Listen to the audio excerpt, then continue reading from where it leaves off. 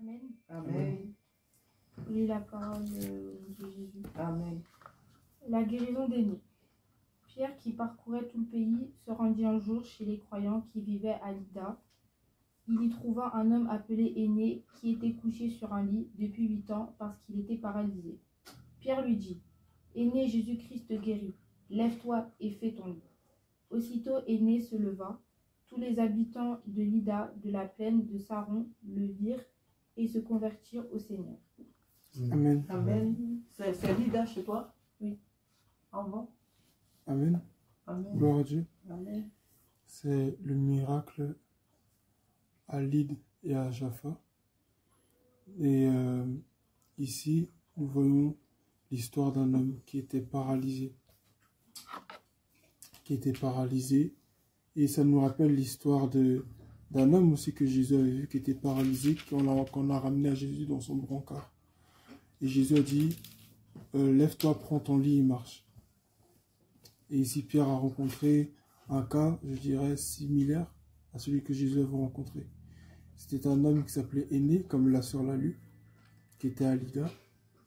Et cet homme-là était paralysé.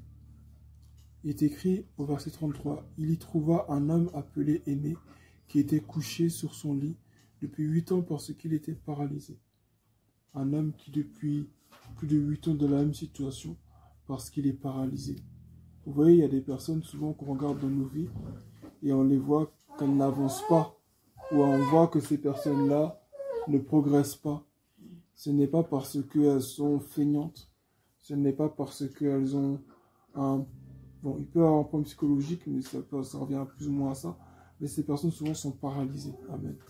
Peut-être pas paralysées physiquement comme Aîné, mais paralysées dans leur esprit, paralysées dans leur raisonnement, paralysées par la peur, paralysées par le doute, paralysées par des mauvaises expériences passées, paralysées par des traumas. Et il arrive parfois que l'être humain que nous sommes, les êtres humains que nous sommes, nous soyons paralysés. Paralysés par la peur que nos prédécesseurs nous ont communiqué. Ah, on a tous allé dans ce pays-là, ça s'est mal passé, donc on te le déconseille. Et du coup, tu te laisses aussi paralyser. Ou encore, on dit que oui, on peut rechercher le Saint-Esprit, mais on ne peut pas être délivré à 100% des esprits qu'il y a dans nos familles, parce que bon, on est des Africains et puis c'est en nous, donc on ne peut pas s'en détacher. Tout ça, c'est des paralysies. Amen. Non, ça, tu as vécu ça. Ça fait partie de toi, donc tu ne t'en sortiras jamais parce que tu as toujours été comme ça et ça ne va jamais changer. La paralysie, elle s'inscrit aussi dans le fait de ne pas réussir ou toutefois dans la difficulté à se projeter dans l'avenir. Amen. Lorsque tu n'arrives même pas à te projeter dans l'avenir en te voyant comme une personne changée, nouvelle en Christ, tu es paralysé.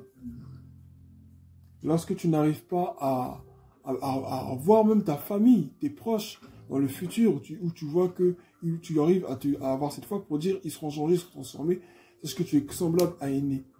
Tu es paralysé. Et pour être guéri de cette paralysie, pour sortir de cette paralysie, il faudra un peu de foi. Amen. Amen. Comme Aîné a eu. Pierre lui dit, Pierre n'est pas là en train de dire, ah mais tu es paralysé depuis 8 ans, ah mais... comment tu te sens? Ou tu es en train de discuter avec ses proches pour faire l'état des lieux. Non, on lui a déjà dit qu'il est paralysé depuis 8 ans. Donc Pierre lui dit, Aîné, Jésus-Christ te guérit. Il ne demande même pas son avis pour dire, est-ce que tu crois? Est-ce que tu crois que tu vas être guéri? Il dit, Aîné, Jésus-Christ te guérit. Lève-toi et fais-toi, même moi dans lui il écrit, et fais-toi même ton lit. Aussitôt, il se leva. Amen. Amen. Quand Jésus entre dans la vie d'une personne, il enlève sa paralysie. Il a guéri de sa maladie. Il change toutes choses. Quand nous rencontrons Jésus, nos vies doivent changer. Parce que nous avons rencontré Jésus, nous ne devons plus être paralysés. Nous ne devons plus être prisonniers. Nous ne devons plus être captifs de notre passé. Ou, dirais-je encore, paralysés par la peur, comme j'ai dit tantôt, paralysés par les témoignages que les autres nous ont rendus, paralysés par de mauvaises expériences, paralysés encore par un trauma, paralysé par quoi que ce soit. Le fait d'être paralysé, nous savons ce que c'est. Quand tu es paralysé, tu ne peux pas bouger. Tu n'es plus maître de ta vie. On t'emmène ici, on t'emmène là, on te lave, on t'essuie. Tu es paralysé, tu ne peux rien faire pour toi-même. Tu es dépendant des autres. C'est les gens qui décident pour toi. C'est les gens qui dirigent ta vie. Tu ne peux rien faire par toi-même. Tu n'es pas libre en fait. Tu es prisonnier lorsque tu es paralysé. Et Jésus t'ordonne ce soir de sortir de la paralysie. Jésus il ne te demande pas ton avis. Il sait déjà que la paralysie n'est pas un état confortable pour toi. Il sait déjà que ce que tu vis actuellement n'est pas confortable pour toi. Et le Seigneur t'ordonne de te lever et de marcher. De te lever, de prendre tes responsabilités et de marcher. Il dit lève-toi. Il n'a pas juste dit lève-toi et marche. Non, il dit lève-toi, fais-toi même ton lit. Parce qu'on faisait d'habitude son lit pour lui. Elle a dit lève-toi, fais-toi même ton lit. Aussitôt il se leva. Jésus veut que nous nous levions. Mais il sait que ça ne va pas être facile. Il sait que ça va pas se faire juste parce que c'est beau. Vous voyez, les années passent et on entend la parole de Dieu, il ne nous vend pas de miracle ici au milieu de nous. On n'a pas de miracle pour dire dans le sens que quelqu'un s'est levé, il était assis, puis s'est levé, ou bien il était couché, il était mort, puis il est ressuscité. Ça, on n'a pas encore vu ça parmi nous ici. Mais à force de le dire, ça devient un peu dans nos oreilles comme quelque chose d'imaginaire. C'est pas vraiment réel. C'est Dieu qui l'a dit, oui, mais ça devient comme une poésie. Non, tout ce qui est écrit ici, c'est la réalité. Jésus aura existé, ses apôtres auront existé, le Saint-Esprit aura existé, et ça existe encore aujourd'hui. Et il va encore faire des grandes choses dans nos vies. Mais la seule et unique chose qu'il attend de nous, ce n'est pas notre argent, ce n'est pas des temps incessants dans la prière, mais c'est avant tout la foi. Amen. La foi qui est basée sur sa parole. Pierre a dit, sur ta parole, je jetterai le filet. Il a dit encore plus tard, ou plus tôt, ordonne-moi de marcher sur les eaux. Et ordonne-moi de marcher sur les eaux que je te rejoigne.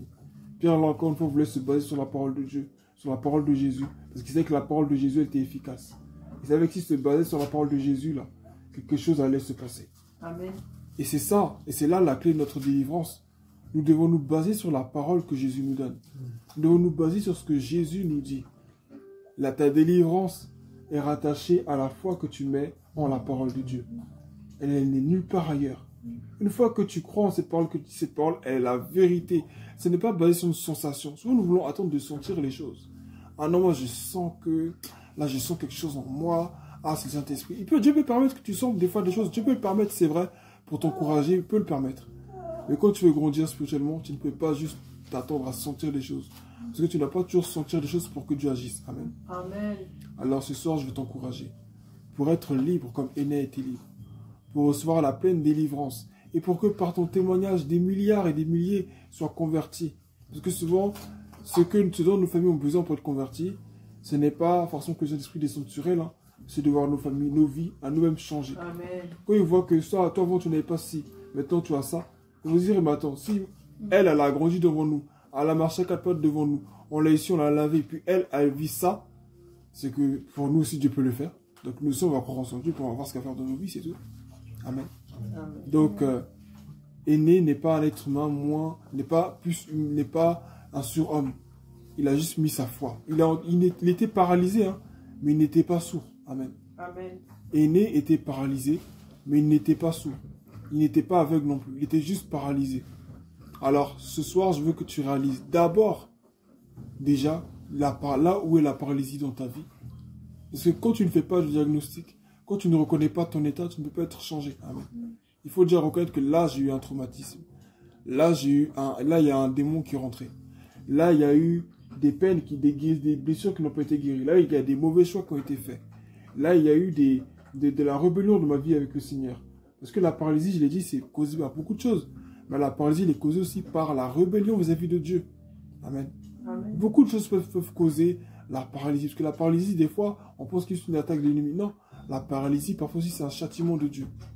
Parce que lorsqu'on ne veut pas obéir au Seigneur, lorsqu'on marche contrairement à ce que Dieu veut de nous, parfois Dieu aussi, il nous met dans des situations compliquées pour qu'on réalise qu'on a besoin que de lui et de personne d'autre. Amen. Donc moi, je vais t'encourager ce soir à sortir de ta paralysie.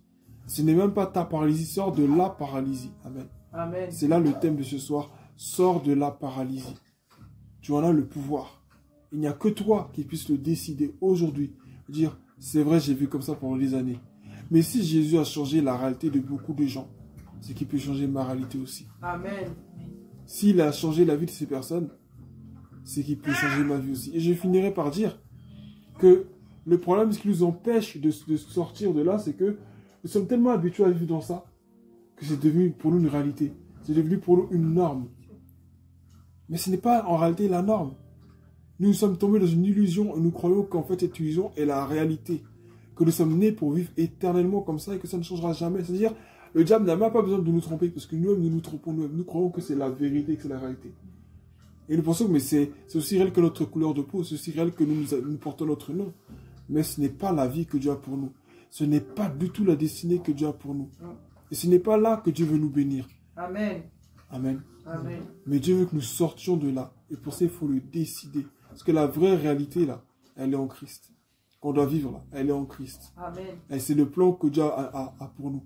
Mais tellement tu as passé du temps à vivre comme ça, tu penses que ça, c'est ton vrai caractère. Tu penses que c'est ton vrai comportement. Tu penses que c'est ta vraie identité. Tu penses que c'est ta vraie vie. Mais en réalité, ce n'est pas là ta vraie vie. Et c'est ce qu'on appelle souvent la zone de confort. Mais ce n'est pas là en réalité la zone de confort. La zone de confort, elle est reliée à nos habitudes, à notre train quotidien. Mais en réalité, ce n'est pas notre zone de confort. Parce que qu'est-ce qui va faire que cette zone de confort, tu réaliseras que ce n'est plus une zone de confort, c'est les regrets. Les regrets vont venir plus tard parce qu'ils vont te faire réaliser que, bah tiens, si seulement tu aurais pris la bonne décision plus tôt, bah tu ne serais pas là où tu en es aujourd'hui. Les regrets vont te faire réaliser que tu avais la pleine capacité, le plein pouvoir de sortir de là, mais tu ne l'as pas fait. En réalité, la vraie zone de confort, là, c'est vers ça que Dieu veut te diriger. C'est vers là-bas que Dieu veut te conduire. Amen. La zone de confort, vers les verts pâturages, dans sa sainte présence. C'est là-bas en réalité la zone de confort. C'est là-bas ta réelle sécurité. Le fait de rester comme ça, tu penses que ça va te maintenir en sécurité. Tu penses que ta sécurité est dans ce que tu as actuellement. Mais en réalité, c'est ta perte. C'est un poison qui te tue à petit feu. Et tu ne le vois pas encore aujourd'hui. Parce que tu as l'habitude, tu ne le vois pas encore aujourd'hui. Mais Aîné a dit, là, mon miracle est arrivé, je vais le saisir. La femme qui a élevé la perte de sang a dit, Jésus est en train de passer. On ne l'a pas appelée. Elle ne faisait pas partie de la foule. Mais elle n'avait pas le droit d'être là, cette femme-là. Elle risquait la mort. Mais elle a dit, vaille que vaille. C'est soit je meurs de ma perte de sang et je reste sur place, et je reste là où je suis, ou soit je vais vers Jésus, même si je meurs, mais au moins je mourrai en essayant de faire ce qu'il y a à faire pour moi. Je ne serais-ce qu'essayer. Parle à Jésus. Fais le pas. Dieu ne te demande pas du jour au lendemain de déchirer tes habits, de courir, de faire semblant d'être joyeux. Dieu ne te demande pas tout ça. Dieu t'a rien demandé. Il te demande juste de mettre ta foi en lui comme Aîné. Amen. La parole de Dieu, tu l'entends. Maintenant, dis Seigneur, je crois que tu peux le faire. Et le simple fait de dire Seigneur, je crois que tu peux le faire là. Ça va déjà changer toute la différence. Parce que le plus grand pas que tu puisses faire là, vers Dieu, c'est le premier. C'est pas le deuxième, le troisième. Hein. Le pas le plus difficile à faire, le plus compliqué et le pas le plus significatif et qui va apporter le plus de résultats dans ta vie, c'est le premier pas que tu fais vers Dieu. Parce que une fois que tu as fait le premier pas, qu'est-ce qui va t'empêcher de faire le deuxième, le troisième, le quatrième, le 20e, le 30e? Rien. Mais commence déjà par le premier. Commence déjà par dire oui, je le crois. Commence déjà par dire, mais en fait, et si ma vie pouvait être autrement? Et si ma vie pouvait changer? Et si juste les choses pouvaient être différentes? Et si ma vie pouvait être meilleure? Amen. Amen. Tu n'es pas destiné à vivre comme tu vis. Tu n'es pas destiné à être comme tu es. Tu n'es pas destiné à finir comme ça. Sinon, tu n'auras jamais connu Jésus. Parce que quand tu rencontres Jésus, là, ta vie ne peut que changer. Tu es condamné à changer et à réussir. Amen. Quand tu rencontres Jésus. Quand tu rencontres Jésus, là, tu es condamné à vivre dans la lumière. Tu es condamné à vivre éternellement pour Amen. Dieu et avec Amen. Dieu. Amen. Amen. Alors ce soir, fais le choix. Juste un petit choix, tout simple qui va faire toute la différence dans ta vie. Fais comme Aîné. Choisis de mettre ta foi dans la parole qui t'est dite. Il aurait pu dire, mais lui c'est qui lui? Pourquoi il se prend pour me parler comme ça? Il vient me dire, oui, mais lève-toi. Pour qui tu te prends? Non. Et Aîné a dit, je mets ma foi. Et Aîné s'est levé. Parce qu'il a cru dans son cœur qu'il n'était pas destiné à être éternellement paralysé. Tant que tu crois que la paralysie est ta destinée, ben tu resteras paralysé toute ta vie. Mais le jour où tu diras, Christ a parlé sur ma vie. Et c'est sa parole qui doit s'accomplir et rien d'autre. Amen. Alors là, tu vivras et tu goûteras à une réalité complètement différente. Amen. Tant que tu n'as jamais goûté à une nourriture différente, tu ne goûteras jamais à une saveur différente. Ce soir, Dieu veut changer ta vie. Mais tant que tu réalises que toute la parole de Dieu, là, elle est vraie, elle est réelle, c'est pas une blague. Amen. C'est une réalité. Il fut un temps, on était très jeunes. Certains, on parlait de mariage, tel aura ceci, tel aura cela. Aujourd'hui, beaucoup d'entre nous sont dans cette réalité-là. Donc la vie en elle-même t'enseigne que tu n'es pas appelé à vivre éternellement dans le même endroit, dans le même état toute ta vie. Attends, tu étais en maternelle, tu étais en primaire, tu n'avais pas de travail, tu ne savais pas ce que c'était d'avoir un salaire. C'est tes parents qui payaient tout pour toi. Aujourd'hui, tu travailles. Aujourd'hui, tu sais ce que c'est que de travailler. Donc, si ta vie elle-même, sans même que tu crois en Jésus, peut te montrer qu'un changement est possible, que une nouvelle réalité est accessible, ce n'est pas quand tu vas rencontrer Jésus qu'une nouvelle réalité ne sera pas accessible. Amen. Ce n'est pas quand tu vas rencontrer Jésus que ta vie ne va pas changer. Parce que Amen. ta vie elle-même est amenée à changer. Chaque année, tu fais ton anniversaire. Chaque année, tu fais quelque chose. Parce que ta vie elle-même est amenée à changer. Et c'est possible. C'est possible. Alors crois-le. Parce que c'est possible. L'ennemi veut te faire croire que c'est pas possible. Tes amis, ton entourage veut te faire croire que ce n'est pas possible. Mais crois que c'est possible. Parce que c'est possible. Lève-toi et sors de ta paralysie. Amen. Amen.